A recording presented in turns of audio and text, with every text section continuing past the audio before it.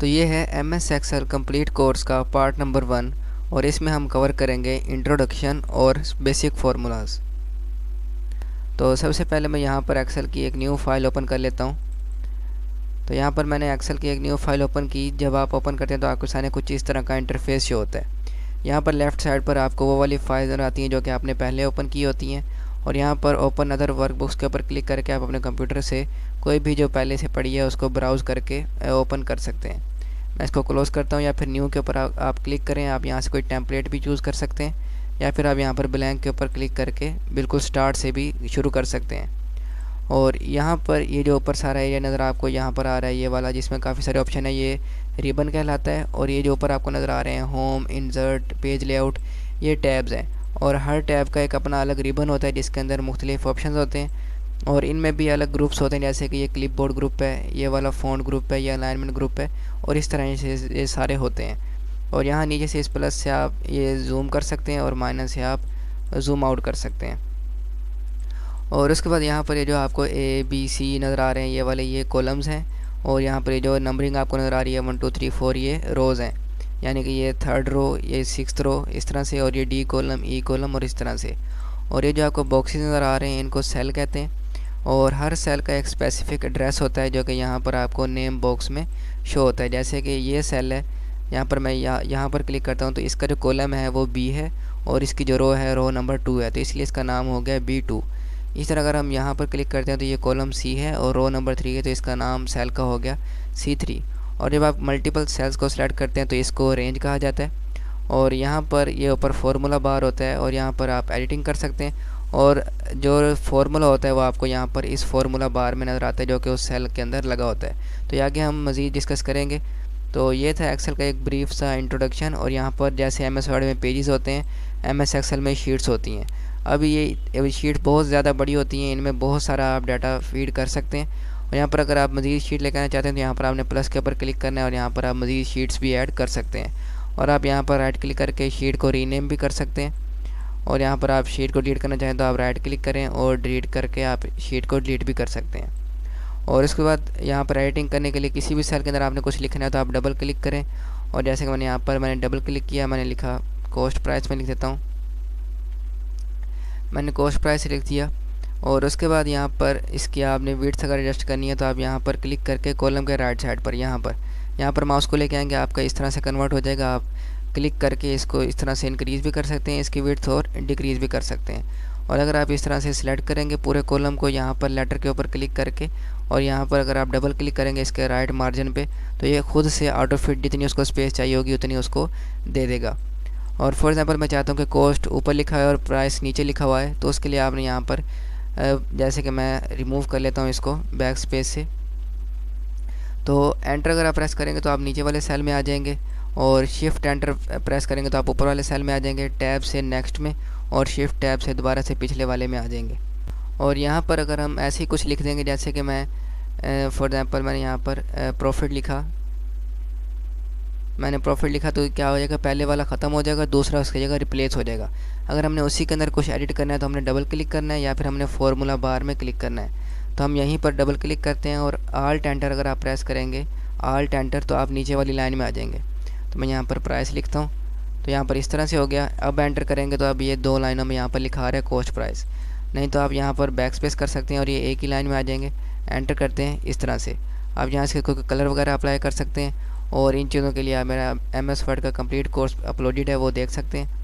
और यहाँ पर ये जो इसको बॉर्डर अप्लाई करना है तो आप यहाँ से बॉर्डर वगैरह भी अप्लाई कर सकते हैं। यहाँ पर इसको बॉर्डर अप्लाई हो गया। ये जो आपको नज़र आ रही हैं लाइंस, ये बॉर्डर नहीं है। जब आप इनको प्रिंट करेंगे, जैसे कि मैं कंट्रोल P करता हूँ प्रिंट प्रीव्यू के लिए, तो आप देखें जब आप प्रिंट करेंगे तो सिर्फ आपने जो बॉर्डर अप्लाई किए होंगे वही नज़र आएंगे। ये जो आपको यहाँ पर नज़र आ रहे हैं ये जस्ट गाइडलाइंस हैं, ये नज़र नहीं आते। तो यहाँ पर इन पूरे यहाँ पर सिलेक्ट किया इस तरह से, और इस तरह से आप इनको अप्लाई कर सकते हैं बॉर्डर्स। और यहाँ पर आप बाकी ऑप्शंस भी ट्राई कर सकते हैं। उसके बाद अगर आप सेल्स को मर्ज करना चाहते हैं, जैसे कि ऊपर वाले सेल है, मैं इनको मर्ज करना चाहता हूँ, इन तीनों को मिला के एक बनाना चाहता हूँ, तो हम इनको सिलेक्ट करेंगे और यहाँ पर आप क्लिक करेंगे तो ये तीनों मिल के एक बन जाएंगे। और यहाँ पर आप इसको अलग कलर से हाईलाइट कर सकते हैं, जैसे कि मैंने ये कलर कर दिया। इसको बॉर्डर अप्लाई कर दें, और यहाँ पर आप लिख सकते हैं, जैसे कि मैंने इसकी हेडिंग दे दी सेल्स रिपोर्ट, इस तरह से। तो आप इस तरह से सारा जो डाटा है अपना एंटर कर सकते हैं। और उसके बाद मैं यहाँ पर दूसरी शीट में आ जाता हूँ। यहाँ पर मैंने सारा कुछ पहले से करके रखा हुआ है। तो यहाँ पर अब हम देखते हैं कि हम एक्सेल में फार्मूलाज किस तरह से लगाते हैं। तो एक्सेल में कोई भी फार्मूला है वो इक्वल से शुरू होता है। जैसे कि आप देखें यहाँ पर कॉस्ट प्राइस है, सेल प्राइस है, हमने प्रॉफिट कैलकुलेट करना है तो हमें इसमें से इसको माइनस करना पड़ेगा। तो उसके लिए हम फार्मूला यहाँ पर टाइप करेंगे इक्वल टाइप करने के बाद हम ये वाला सेल सेलेक्ट करेंगे क्लिक करके, और उसके बाद हम माइनस टाइप करेंगे कीबोर्ड से, और अब हम ये वाला सेल सेलेक्ट कर लेंगे। उसके बाद एंटर करेंगे तो हमारे पास ऑटोमेटिकली रिज़ल्ट आ जाएगा। अब आप देखें सेल में रिज़ल्ट शो होता है और जो फार्मूला होता है वो यहाँ पर फार्मूला बार में शो होता है। अगर आपने फार्मूला में कोई भी चेंजिंग करनी है तो आप सेल के ऊपर क्लिक करें और यहाँ पर आप क्लिक करके उस फार्मूला में कोई भी चेंजिंग कर सकते हैं। एंटर किया।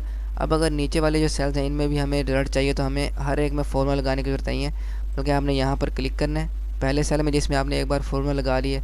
अब ये जो यहाँ पर आपको नज़र आ रहा है ये वाला स्क्वायर नीचे छोटा सा बॉक्स नज़र आ रहा है, यहाँ पर आप लेके जाएंगे तो आपका माउस इस तरह से हो जाएगा। आपने क्लिक करके नीचे इसको ड्रैग कर देना है तो आपका जो फार्मूला नीचे तक अप्लाई हो जाएगा।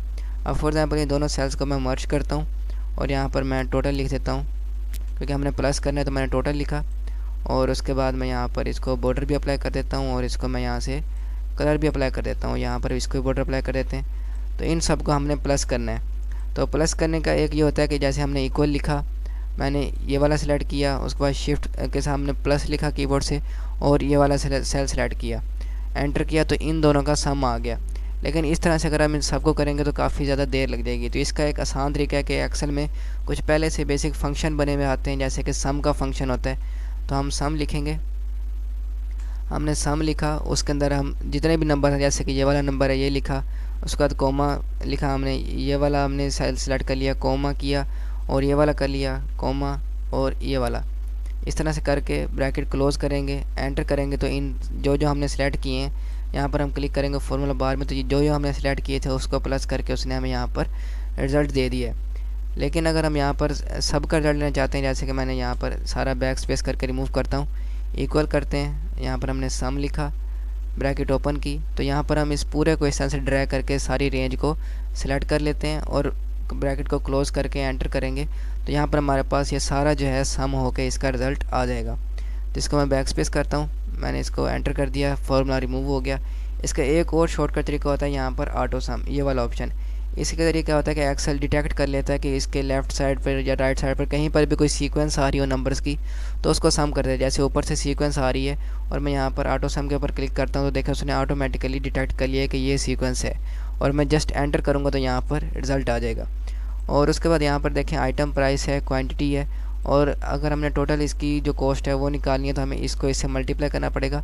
तो हम यहाँ पर करेंगे इक्वल और इसको सेलेक्ट करेंगे, मल्टीप्लाई करेंगे, आपने शिफ्ट के साथ 8 का बटन प्रेस करना है और यहाँ पर आपने क्वांटिटी को सेलेक्ट करना है, एंटर करेंगे तो आपका रिज़ल्ट आ जाएगा। और इसको नीचे तक ड्रैग करेंगे तो आपका सारा जो रिज़ल्ट है वो एंड तक चला जाएगा। और उसके बाद यहाँ पर अब यहाँ पर थोड़ा सा उल्ट है कि जैसे टोटल हमने पहले से दिया हुआ है, उसके बाद क्वांटिटी दी हुई है, हमने एक जो आइटम है उसकी प्राइस निकालनी है।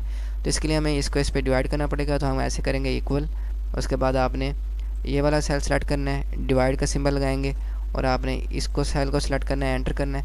तो यहाँ पर हमारे पास रिज़ल्ट आ गया। अब इसको हम नीचे तक ड्रैग कर लेते हैं तो यहाँ पर आप देखेंगे हमारे पास ऑटोमेटिकली सारी कैलकुलेशन आ गई है।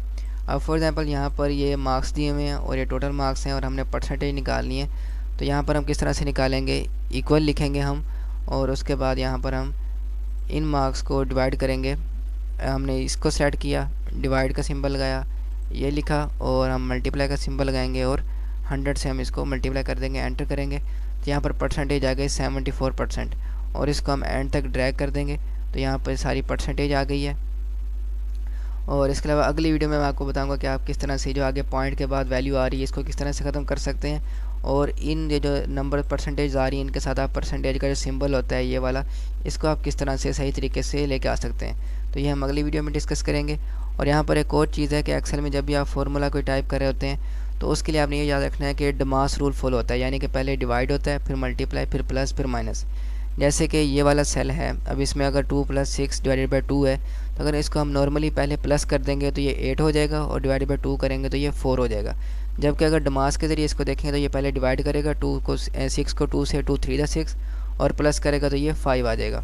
जैसे कि अगर यहाँ पर पहले से कुछ लिखा हुआ है तो एक्सेल में आप जब किसी लिखी हुई चीज़ के पहले इक्वल लगा दें तो वो फार्मूला बन जाता है, यानी कि नंबर्स होने चाहिए, उसकी कोई लॉजिक होनी चाहिए। तो यहाँ पर एक पूरा लॉजिक था, उससे पहले हमने इक्वल लगाया, एंटर किया तो ये फार्मूला बन जाएगा और फार्मूले का रिज़ल्ट यहाँ पर आ गया 5, यानी कि इसको उसने पहले डिवाइड किया 6 को 2 पे और उसके बाद उसने प्लस किया उसमें 2, तो हमारे पास आंसर क्या आ गया 5।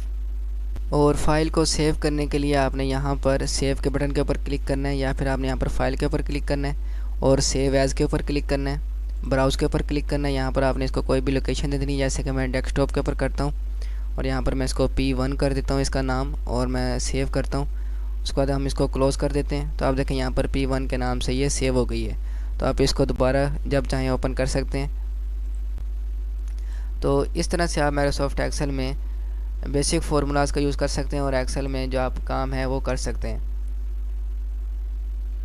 इस तरह की मज़ीद वीडियोज़ के लिए आप इस चैनल को सब्सक्राइब कर सकते हैं। I will see you in the next video.